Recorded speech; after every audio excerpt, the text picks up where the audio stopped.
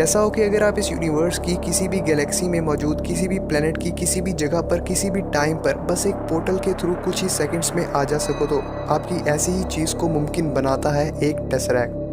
ये 2016 में Nobel prize जीतने वाले RIT के रिसर्चर्स और साइंटिस्टों की एक टीम ने आइंस्टाइन द्वारा की गई सालों पुरानी एक प्रेडिक्शन को अपनी कैलकुलेशंस और रिसर्च के थ्रू एकदम सही साबित किया, जिसने कि दुनिया भर के फिजिसिस्ट और साइंटिस्ट को हिला के रख दिया, जो कि सीधे सीधे इशारा करती थी एक हायर डायमेंशन की ओर, जो कि था हमारा फोर्थ डायमेंशन, जिसके बारे में आज से पहले हमने सिर्फ प्रेडिक्शन ही की थी, लेकिन ये आज साबित हो चुका था। और इसी फोर्थ डायमेंशन के एग्जिस्टेंस के प्रूफ ने ही हमारे टेसरैक्ट के रियल होने की तरफ इशारा किया। इसे समझने से पहले हमें इन फोर्थ डायमेंशंस को समझना पड़ेगा। शुरुआत करते हैं जीरोस डायमेंशन से, जिसके लिए आप इस पॉइंट को कंसीडर कर सकते हो, जिसमें कि ये किसी भी डायरेक्शन में मूवमेंट नहीं कर सकता, और इसे हम कह सकते हैं कि ये पॉइंट जीरोस डायमेंशन में लाई करता है। फिर अगर कोई ऑब्जेक्ट इस पॉइंट के आगे या फिर पीछे की डायरेक्शन में मूवमेंट कर सकता है और एक लाइन फॉर्म करता है, तो हम उसे कह सकते हैं कि वो ऑब्जेक्ट वन डायरेक्शन में एग्जिस्ट करता है। और अगर वही ऑब्जेक्ट इस लाइन के आगे पीछे साथ ही साथ दाएं और बाएं यानी कि लेफ्ट और राइट में भी मूवमेंट कर सकता है, तो वो टू डायमेंशन में एग्जिस्ट करता है। और अगर कोई ऑब्जेक्ट इस जीरोस डायमेंशन वाले पॉइंट के आगे पीछे दाएं बाएं और ऊपर नीचे की डायरेक्शंस में भी मूवमेंट कर सकता है, तो वो ऑब्जेक्ट 3D यानी कि 3 डायमेंशन में एग्जिस्ट करता है। इसका बेस्ट एग्जांपल है हम ह्यूमंस,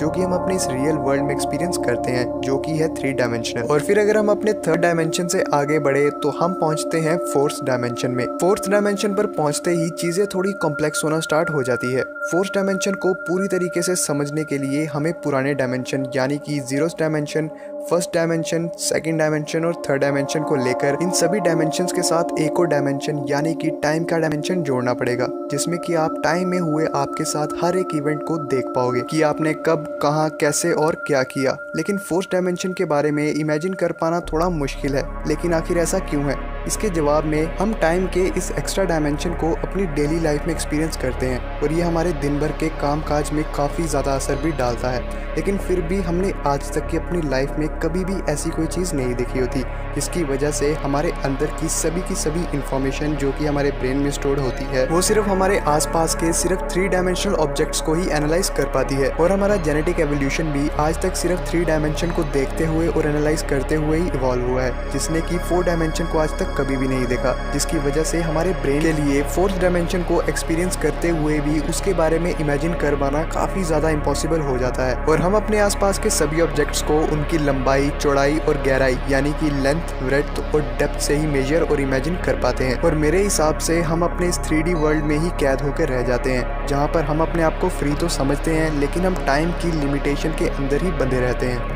तो अब आप सभी डायमेंशंस के बारे में तो जान ही गए होंगे और फोर्थ डायमेंशन को भी थोड़ा बहुत इमेजिन कर पा रहे होंगे। और इसी फोर्थ डायमेंशन के एग्जिस्टेंस के प्रूफ ने ही साइंटिस्टों को ये सोचने पे भी मजबूर कर दिया कि अगर फोर्थ डायमेंशन एग्जिस्ट कर सकता है, तो ये पॉसिबिलिटी बन जाती है कि फिफ्थ डायमेंशन को भी एग्जिस्ट करना ही पड़ेगा। और फिर जब हम इन्हीं 4 डायमेंशंस के साथ फिफ्थ डायमेंशन को जोड़ते हैं, तो हम फाइनली अचीव कर पाते हैं अपना टेसरैक्ट।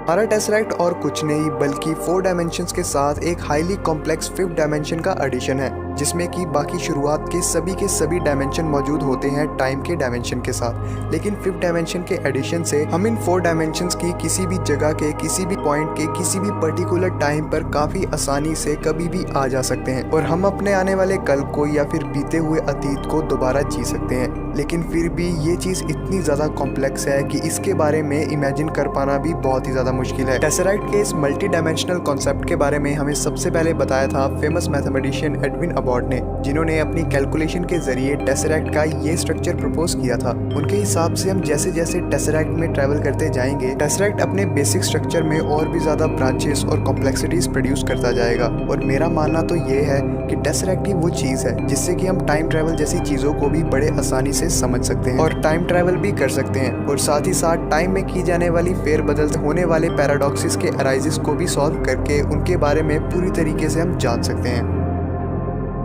तो RIT के साइंटिस्टों के हिसाब से जिस तरीके से हमारे पास फर्स्ट, सेकंड, थर्ड और फोर्थ डायमेंशन के एग्जिस्टेंस का भी अब प्रूफ है, उसी हिसाब से ये पॉसिबिलिटी काफ़ी ज़्यादा बढ़ जाती है कि फिफ्थ डायमेंशन भी एग्जिस्ट करता है। लेकिन फिर भी ये चीज़ हमारे लिए काफ़ी ज़्यादा कॉम्प्लेक्स है और इसे समझना काफ़ी ज़्यादा मुश्किल है। तो इस पूरी वीडियो को देखने के बाद आपका टेसरैक्ट पे क्या ओपिनियन है नीचे कमेंट बॉक्स में ज़रूर बताना। तो उम्मीद करता हूँ आपको ये वीडियो पसंद आई। तो मैं लेता हूँ आपसे इजाज़त, मिलते हैं किसी अगली ही ऐसी वीडियो में, तब तक के लिए थैंक्स फॉर वॉचिंग।